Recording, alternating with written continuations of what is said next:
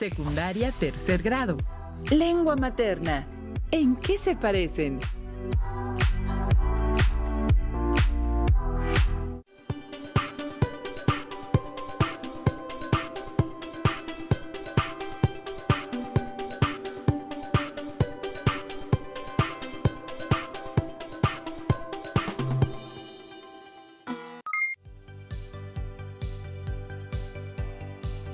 ¿Qué tal? Sean bienvenidas y bienvenidos, alumnos de tercero de secundaria, a una nueva emisión de Aprende en Casa. Hoy les presentaremos temas relacionados con la materia de lengua materna. En esta clase estaré compartiendo información y desarrollando algunas actividades para que juntos podamos seguir aprendiendo. Claro, todo esto también es un recurso que apoyará a tu maestra o maestro para abordar el tema y que podrás revisar en tu libro de texto. El programa de hoy se titula ¿En qué se parecen? Y junto con ustedes, desde su hogar o donde se encuentren, revisaremos la información sobre cómo comparar las diferencias y semejanzas en el tratamiento de un mismo tema en diversas fuentes. Esto como parte del proceso que se sigue para la redacción de textos argumentativos, como es el caso de los ensayos. Los materiales que vamos a utilizar en esta sesión de ¿En qué se parecen? Son cuaderno, bolígrafo, tu libro de texto de lengua materna. Te sugerimos que en la medida de lo posible tomes notas y registres aquellas dudas, inquietudes o dificultades que surjan durante el planteamiento del tema, las cuales podrás resolver posteriormente, ya sea al consultar tu libro de texto o al reflexionar en torno a los retos que se te propongan. Se me olvidaba, si tienes cuadernos del ciclo anterior que no terminaste, podemos utilizarlos y sacar provecho. Si por algún problema técnico o circunstancia ajena no pudieras ver completo el programa o incluso quisieras volver a verlo, te recuerdo que este se repite por la señal de la Secretaría de Educación Pública. Para dar inicio a esta sesión, les compartiré la lectura de un fragmento tomado de un artículo de opinión que lleva por título ¿Clonar o no clonar? Para ello, los invito a que me vayan siguiendo desde la pantalla de su televisión. ¿Clonar o no clonar? Luis Felipe Briz. Si alguien nos preguntara ¿a quién nos gustaría clonar?, algunos tal vez responderíamos que a la estrella del deporte o el espectáculo de la cual somos fanáticos. ¿Qué tal Madonna o Michael Jordan?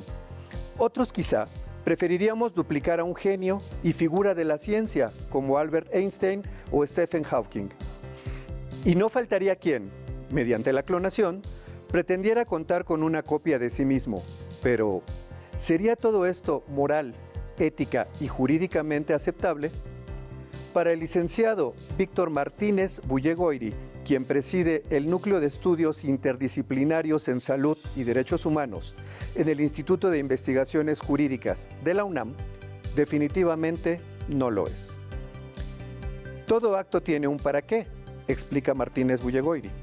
Sin embargo, en el caso de la clonación humana, no se ha encontrado un para qué moral y éticamente viable, pues clonar a un ser humano es convertirlo en un objeto o un animal que puede usarse sin tomar en cuenta que el individuo tiene derecho a la autonomía para decidir qué quiere ser y hacer y hacia dónde se encamina.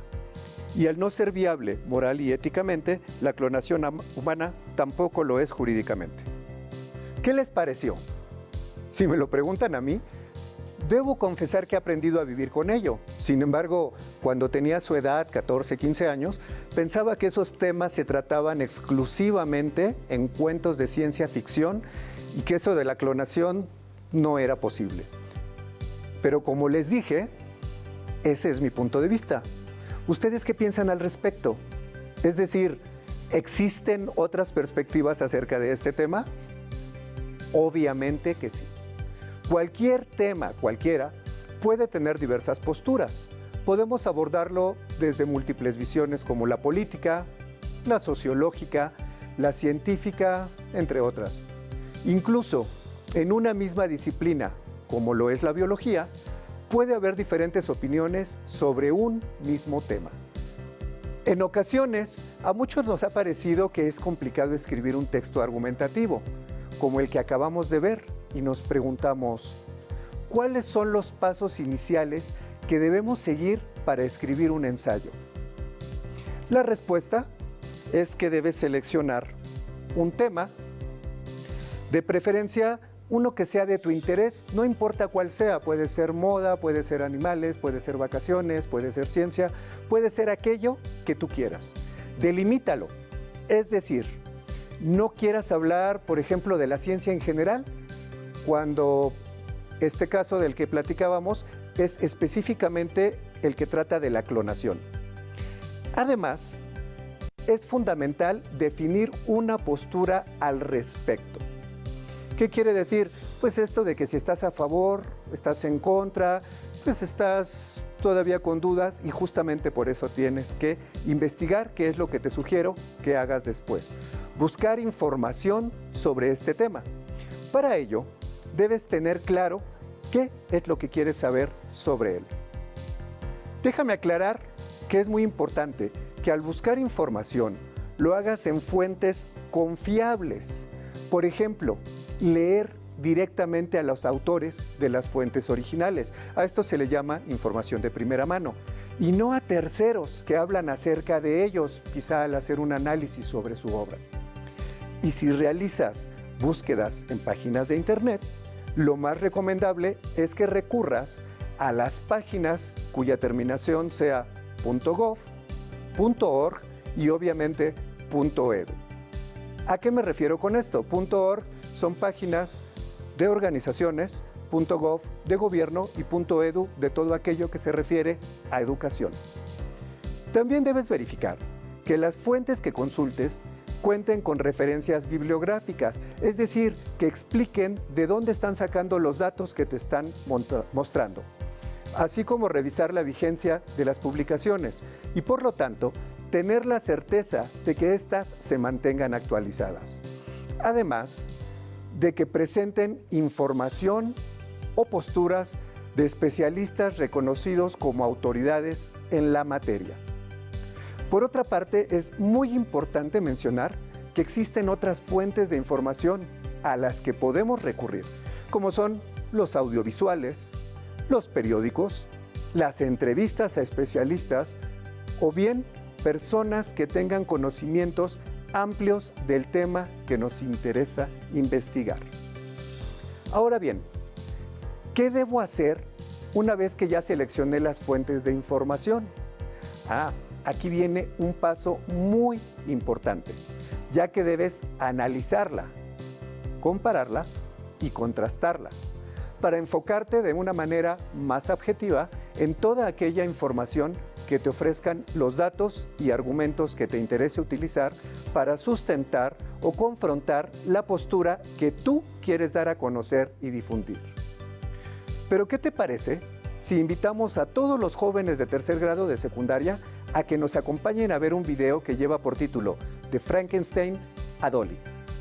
Seguro que después podremos tener una mayor claridad sobre este tema. Un ejemplo de cómo han sido abordados los distintos tratamientos de un mismo tema lo podemos encontrar en el cine, por ejemplo la clonación y la manipulación de la vida. Recordemos Frankenstein, la historia de un científico que da vida a una criatura construida de restos humanos. El doctor Frankenstein alcanza su objetivo, pero se ve abrumado por el remordimiento y las dudas.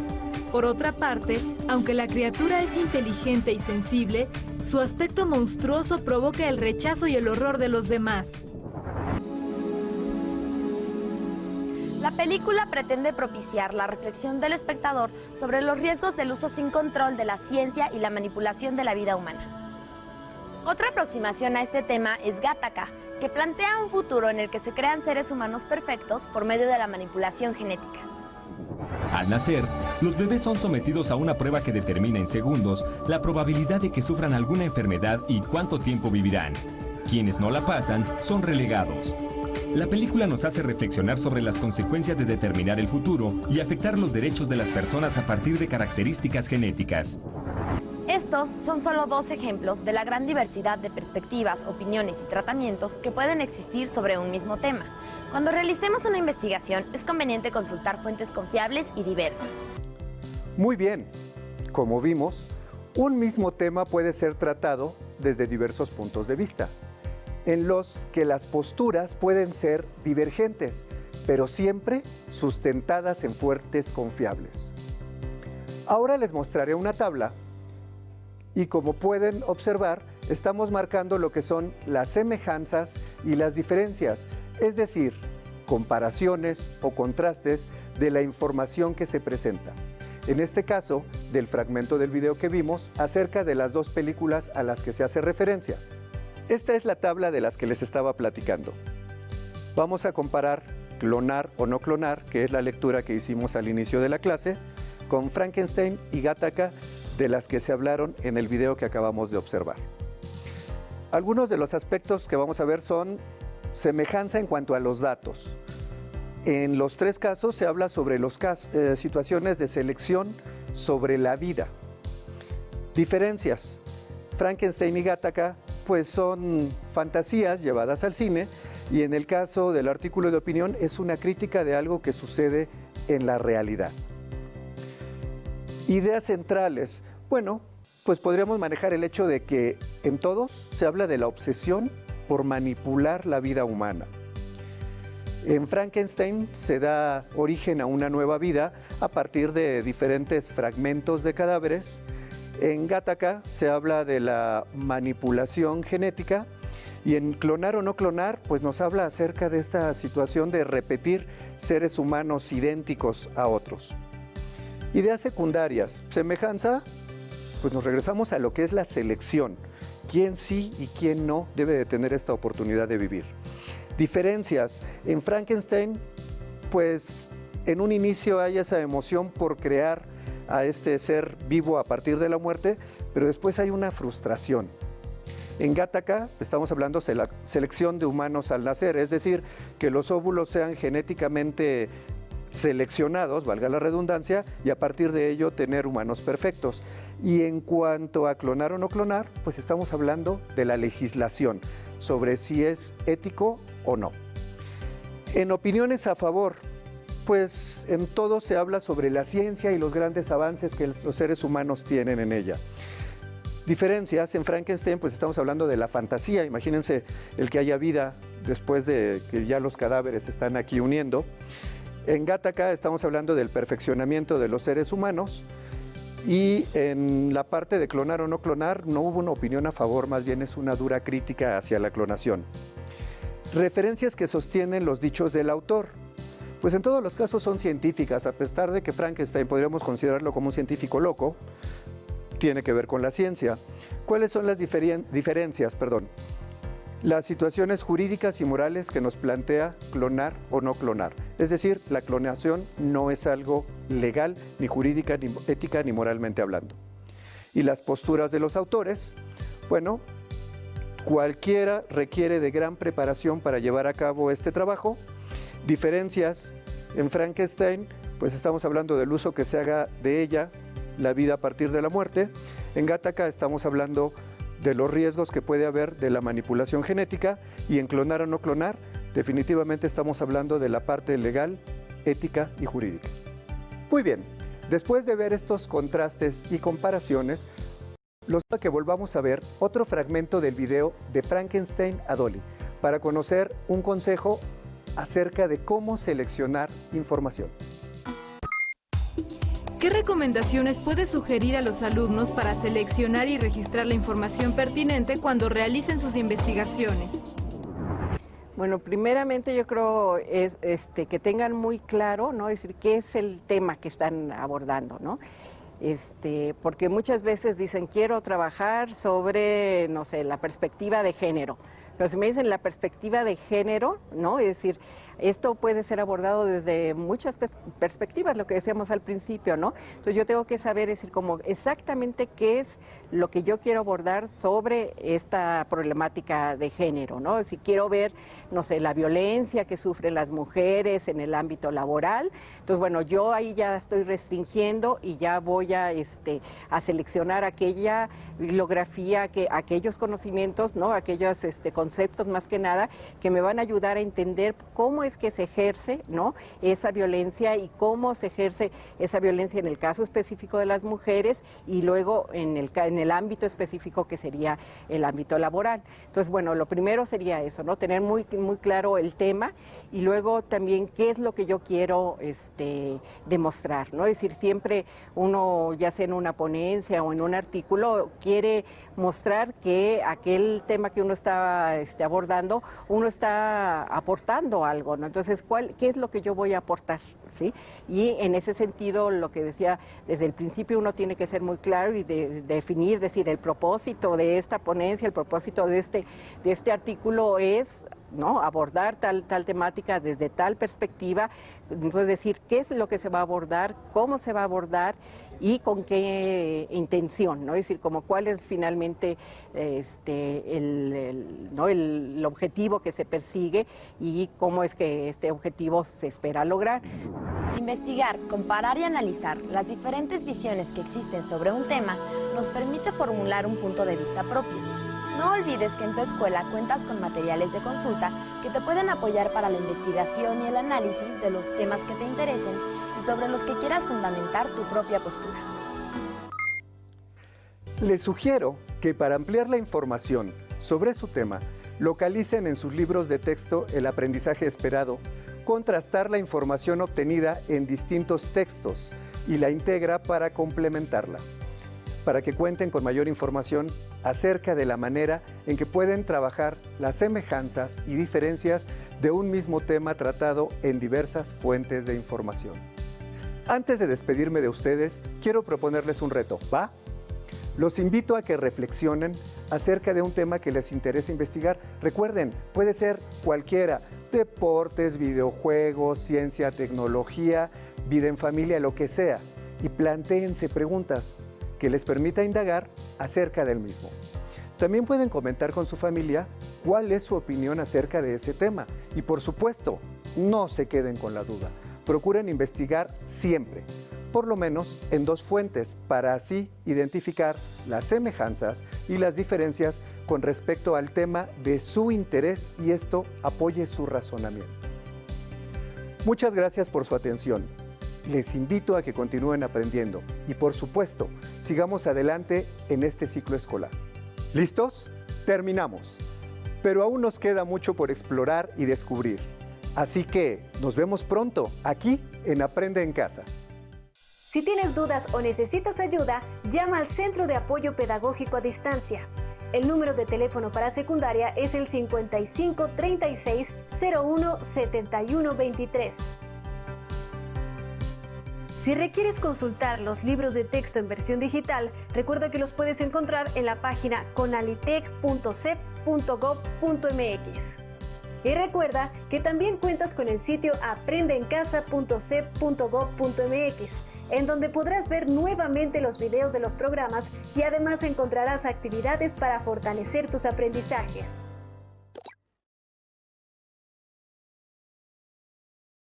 Secundaria, 3er grado. Lengua materna. Expreso mi opinión por escrito. El ensayo.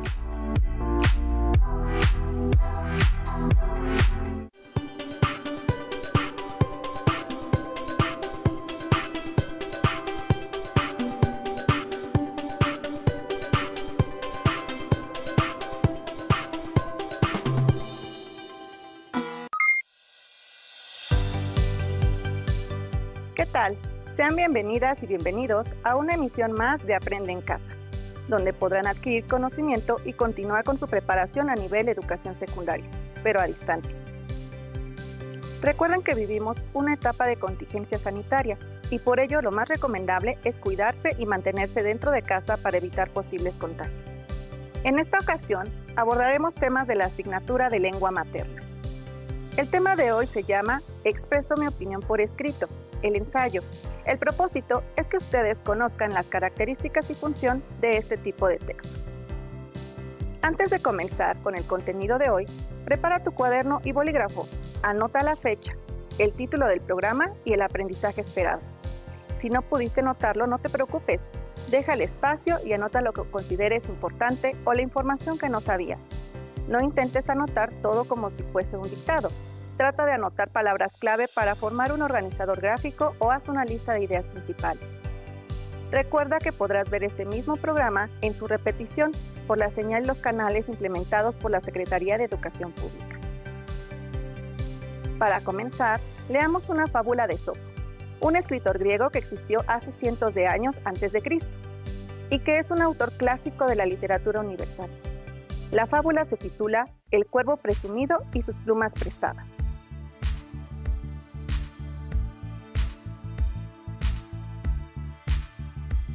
Un cuervo deseaba ser como los pavos reales, así que recogió algunas plumas usadas de ellos y las colocó entre sus propias plumas negras. Ataviado de esta forma, se pavoneaba con altivez entre las aves de su especie.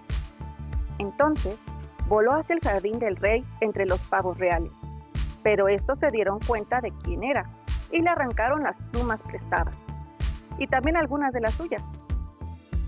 El pobre cuervo regresó tristemente con las aves de su especie, pero éstas no se habían olvidado de sus aires de superioridad. Para castigarlo, también lo expulsaron, y comprendió que debemos aceptarnos tal y como somos, y no menospreciar a los demás.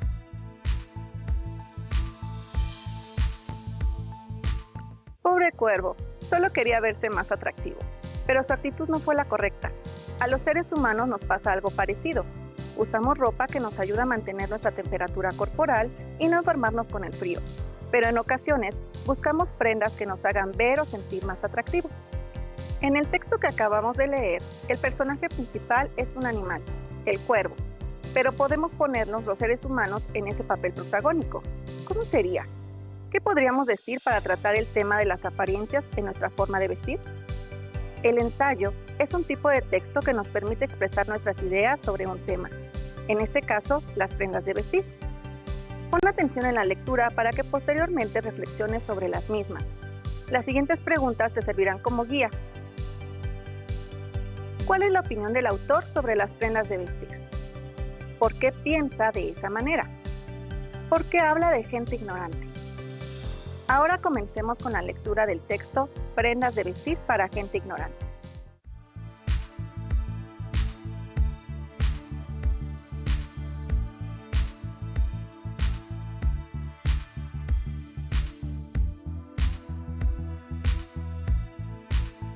Durante el periodo más frío del año, solemos vestirnos con ropa de abrigo y, hoy en día, contamos con numerosas alternativas entre las cuales elegir. Algunas personas que tienen la cartera bastante llena compran abrigos de pieles. Si está pensando en comprarse un abrigo de pieles, párese un momento a reflexionar. ¿Sabe qué es lo que hay detrás de un abrigo de pieles? Los animales cuyas pieles servirán para elaborar abrigos se crían en granjas en las que viven de forma miserable, hacinados en jaulas con piso de malla, en los que se hace difícil andar y que les provocan heridas en las patas. El comportamiento estereotipado y el canibalismo con frecuencia se presentan debido al poco espacio y la falta de actividad natural.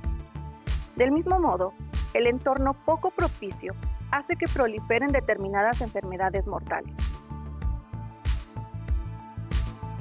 Según las leyes de protección a los animales, los ejemplares cuyas pieles se destinan a la fabricación de abrigos deben criarse en un ambiente correcto, que garantice una buena salud y un comportamiento natural. ¿Eso significa que el 100% de nuestras granjas son ilegales? Pues sí. ¿Qué zorro puede excavar una madriguera en un suelo de malla? ¿Cómo puede capturar peces un bisón? Argumentos como «los animales nacieron en cautividad y no conocen otro tipo de vida» solo demuestran la necedad de los representantes del comercio de pieles, puesto que la necesidad innata de libertad de movimientos y de llevar a cabo actividades naturales no pueden reprimirse ni eliminarse. Pero la calidad de la piel no indica que, a pesar de todo, los animales son sanos. No. Una piel brillante y fuerte solo es el resultado de una alimentación nutritiva y rica en proteínas. precisamente en el momento en que una gran parte de la población de la Tierra muere de hambre. Parece absurdo. Reconozcan que es una locura. Además, durante muchos años se ha llevado a cabo una eliminación sistemática de ejemplares con piel poco vistosa, y a los demás se les sacrifica cuando están en su mejor momento. Su muerte es tan cruel como su vida. Los bisones mueren por gases tóxicos y los zorros electrocutados. Se trata de una muerte sin sentido para acabar con una vida sin sentido, destinada a fabricar una prenda de vestir innecesaria. ¿Sabe que existen 50 millones de animales destinados a la producción de pieles en el mundo, la mitad de los cuales se encuentran en Escandinavia? Esa cifra no debe sorprendernos, teniendo en cuenta que para fabricar un abrigo de pieles se necesitan 50 y 70 bisones, 70 zorros o 400 ardillas. Antiguamente, el ser humano necesitaba abrigos de pieles para mantener el calor y poder sobrevivir. Aunque este razonamiento es cierto, ya no es válido, porque existen otros materiales entre los que se encuentran los que descubrieron los exploradores polares hace mucho tiempo. Hoy en día, un abrigo de pieles solo sirve para mostrar un determinado estatus social y su producción es rentable de acuerdo con los principios de capital, del dinero. A los animales ya no se les considera como tales, sino como materias primas. Cuando los argumentos para defender el uso y la producción de abrigos de pieles se agotan, a los amantes de los animales se nos echa en cara que a veces llevamos ropa hecha con cuero y que, por tanto, tenemos una doble moral. Pero los abrigos de pieles proceden de animales criados solo por su pelaje, mientras que el cuero es un producto derivado de la industria cárnica. No existe ninguna razón para no utilizar productos de cuero, con el objetivo de mejorar la situación de los animales destinados a la industria cárnica, ya que la gente sigue comiendo carne como antes. Demuestra que tú también quieres convivir con los animales y la naturaleza. Boicotea los abrigos de pieles, la ropa de la gente ignorante.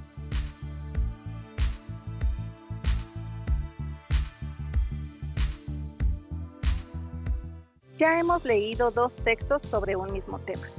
Al inicio de la sesión leímos la fábula de Esopo, El cuervo presumido y sus plumas prestadas, y ahora terminamos de leer el ensayo Prendas de vestir para gente ignorante.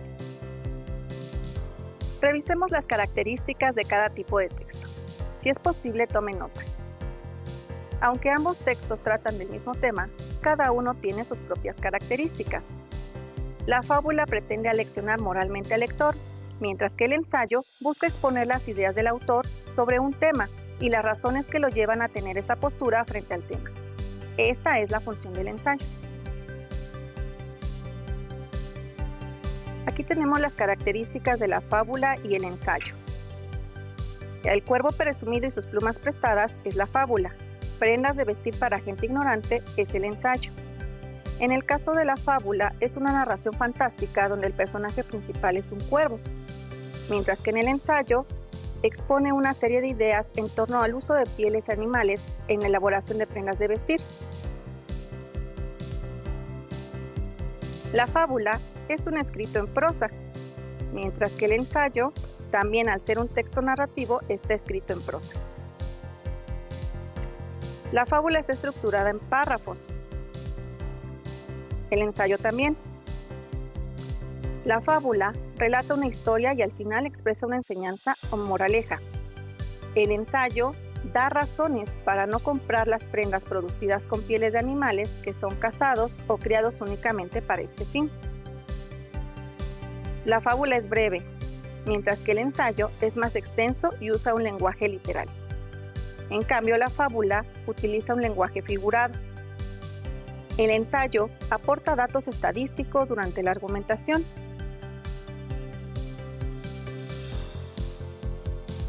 Organicemos la información que hasta aquí hemos visto de acuerdo a las características del ensayo. Recuerda que la función del ensayo es dar la opinión personal de un tema del autor. Lleva argumentos y se valida con razones. expone las ideas principales y las analiza. Las características del ensayo son las siguientes. Lleva una variedad temática, es decir, puede tratar diversos temas. Está escrito en prosa. Esto significa que es ordenado, sencillo y no tan extenso. Y utiliza los verbos conjugados en primera o tercera persona, como yo, nosotros, él, ellos. También tiene una estructura argumentativa. Empieza con introducción, luego la tesis. Después sigue el cuerpo argumentativo, en donde vamos a poner los argumentos y los contraargumentos. Y al final, una conclusión.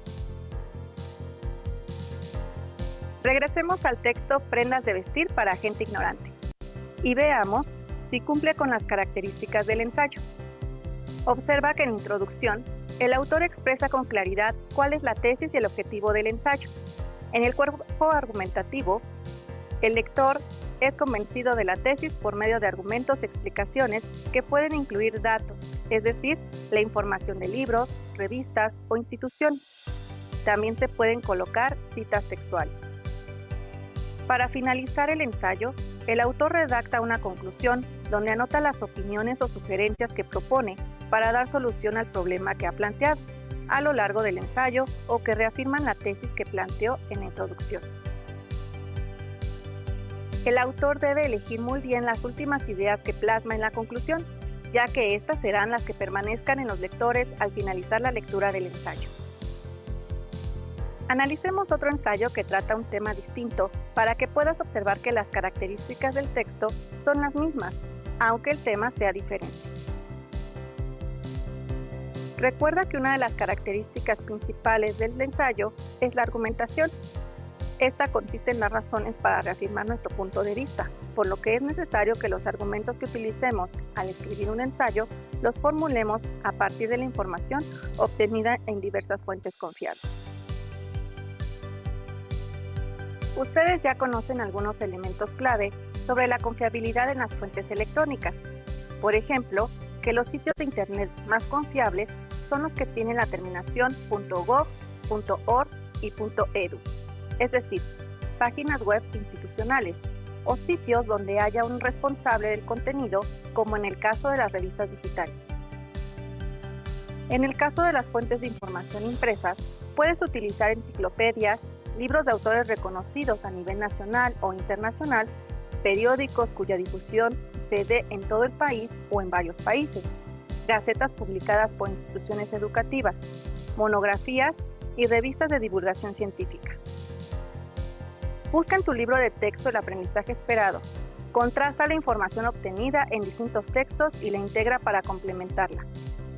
Con ello reforzarás tu aprendizaje de la sesión de hoy.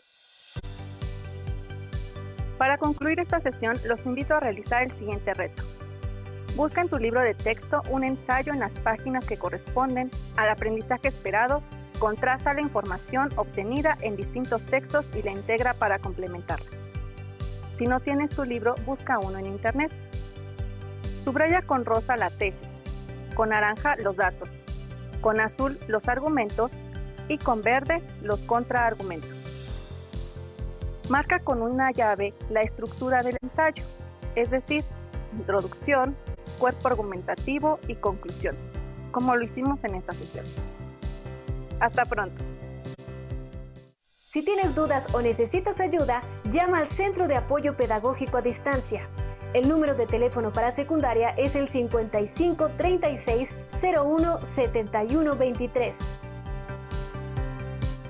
Si requieres consultar los libros de texto en versión digital, recuerda que los puedes encontrar en la página conalitec.cep.gov.mx. Y recuerda que también cuentas con el sitio aprendeencasa.cep.gov.mx, en donde podrás ver nuevamente los videos de los programas y además encontrarás actividades para fortalecer tus aprendizajes.